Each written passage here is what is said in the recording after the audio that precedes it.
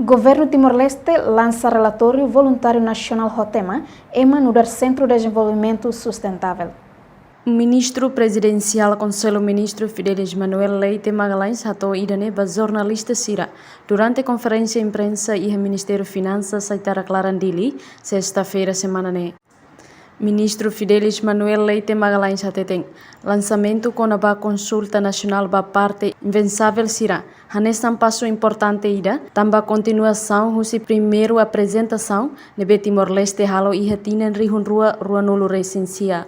A consulta nacional ou partes interessadas sira ou stakeholders sira com a VNR né kata revisão voluntária nacional ba ODS Objetivo de Desenvolvimento Sustentável.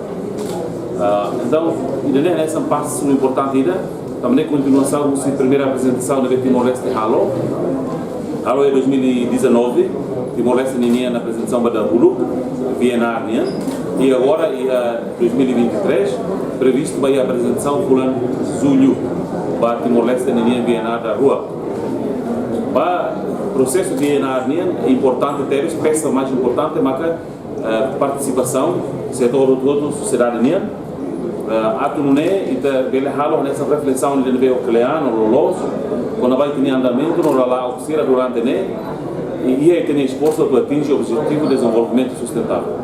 Então, vai vir da rua aqui e se halo o lança consultação hoje, se continua tanto consultação sira e a município sira no setores camadas ser outro sociedade minha, ato não é bele reflete nuni Timor-Leste ninha progresso sira no desafio sira atu atinge o objetivo de desenvolvimento sustentável ter data rotina período marcado para 2030. E tinen rihun rua nulu recintolo previsto ba fulan junho ba Timor-Leste ni apresentação da rua. Processo venarnian importante tebes participação setor hoto atau halo reflexão ida nebe klean.